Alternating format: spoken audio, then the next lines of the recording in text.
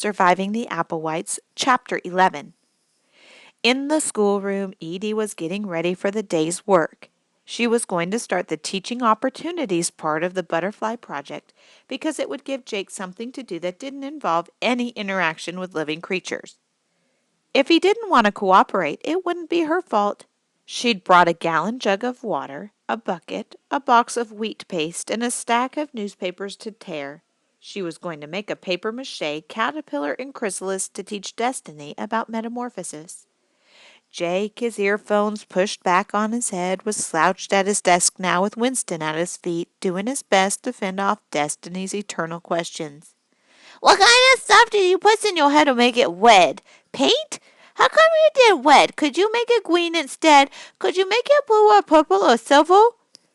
Edie remembered a nature documentary she'd seen where a male lion was being tormented by a cub who bit his tail and pounced on his back and chewed his ears. Eventually the lion had swatted the cub with one huge paw and sent it tumbling. She hoped her father, who was the teacher on call today, would get here before Jake got fed up enough with Destiny to do any swatting. Her father was late. It was already almost 9:30. She was just pouring the water into the bucket when Randolph appeared in the schoolroom doorway in pajamas and slippers, his hair disheveled and his eyes screwed up against the daylight. "Awful night," he said. "Didn't get a wink of sleep." He peered at Jake. "We're supposed to be keeping an eye on you till you get adjusted, but you're just going to have to work on your own today. You do have something you can do, right?" Jake shrugged. "Good, excellent." Randolph reached over and grabbed the earphones off Jake's head. Jake swore as Randolph pulled the wire loose from his Walkman, but Randolph paid no attention. "These things will make you deaf by the time you're 20. Randolph put the earphones around his neck and then rubbed his face with both hands as he turned to Edie. "The audition was a disaster, a raging disaster. You'd be amazed at how many stage mothers are in a town the size of Traybridge. Unfortunately, none of their kids has a shred of talent. And the adults.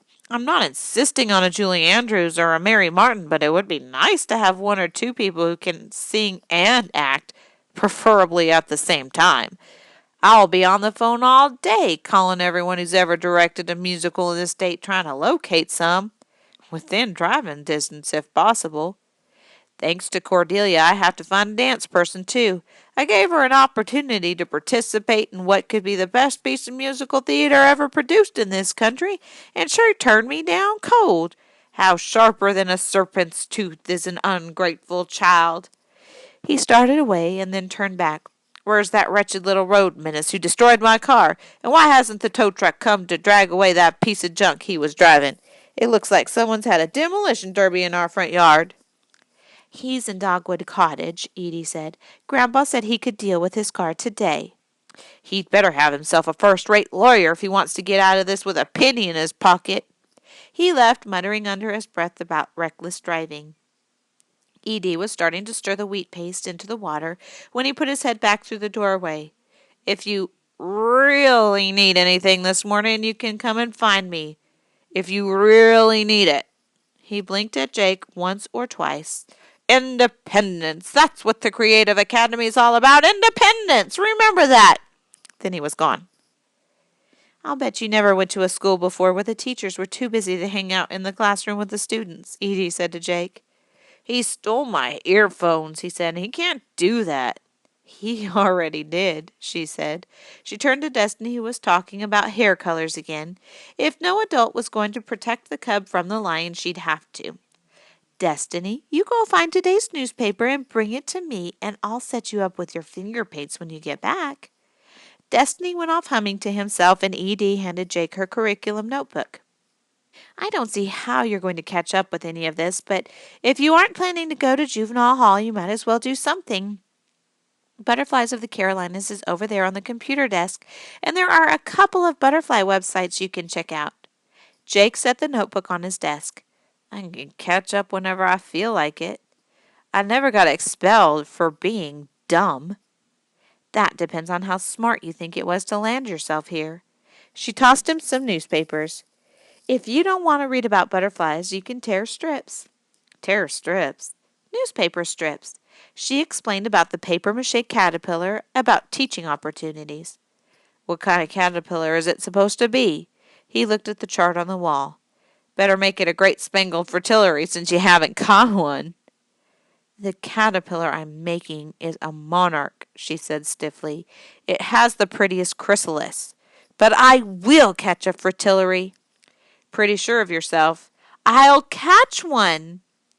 When Destiny brought back the paper, Edie spread it on the floor in the corner of the room and set him up with some huge pieces of shiny white paper, a bowl of water, and a box of finger paints. Before she let him start, she buttoned a paint-smeared man's shirt onto him backwards so that it hung like a dress from his chin to his ankles. He settled happily and began to work, smearing not only the paper but the shirt and sometimes his face with color. As he painted, he talked steadily to himself to the paper. When he wasn't talking, he was repeating nonsense syllables over and over again in a sort of sing-song chant. You get used to it, Edie told Jake. After a while, you won't notice him any more, like the sound of a refrigerator turning off and on. Jake, still slouched, began tearing strips of paper, and Edie started to work on the caterpillar. By the time she was finished, Jake was reading Butterflies of the Carolinas. She wiped her hands on a rag and told him she would take the caterpillar out in the sun to dry. Then I'm going to go catch a fritillary.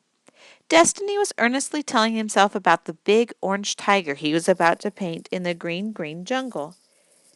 You can keep an eye on Destiny. She took Jake's lack of response as an agreement, grabbed the butterfly net, and left. There were no fritillaries in the meadow. There were only a couple of summer azures and an orange sulphur. It couldn't be getting too late in the season. It was only past the middle of September. She could feel her stomach getting more and more knotted as she pushed her way through the shoulder-high stalks of goldenrod. What if she didn't find a fritillary? She hated the idea of leaving a space in the butterfly project without a check mark. Worse, she'd told Jake she would catch a fritillary. She absolutely had to. She was just about to give up when an orange and beige butterfly of the right size flew out from behind a tulip tree at the edge of the meadow. It landed on a spray of goldenrod, its wings closed so that she couldn't see the markings. She crept closer, the net ready in her hand. As she was about to sweep the net to catch it, the butterfly opened its wings and fluttered away. Edie bit her lip to keep from crying with disappointment. The markings were soft and brown, not black. It was a fritillary, all right, but not a great spangled. 3 different times she'd caught a variegated fritillary. She knew the difference by this time. Sweaty and furious, she stayed out a while longer, but finally had to head back. She didn't want to leave Destiny with Jake for too long. As she got close to the house, she saw Jake coming from the direction of the dance studio. Winston was waddling along with him. Destiny wasn't with them. Beneath the sound of hammering that came from Hal's room, she could just make out the music for Cordelia's ballet. Jake must have been watching her again. You were supposed to be keeping an eye on Destiny, she told him as he joined her. Independence, he said. That's what the Creative Academy is all about. Destiny's only 4. A pretty independent 4 if you ask me. I told him I didn't think he was independent enough to finish the painting he was working on about all by himself. He said he could prove he was, so I let him. It's never a good idea to leave Destiny alone. Didn't get your fritillary, huh? He was smirking at her. I'll get it, she said. When they got to the schoolroom, Destiny greeted them at the door. Look at me! Look at me! His hair, slathered with wheat paste, stood up in clumps and tufts all over his head. See, Jake, little kid hair does so too stand up in points. When it's all dry, I'm gonna paint it purple or green. I like green. Do you like green?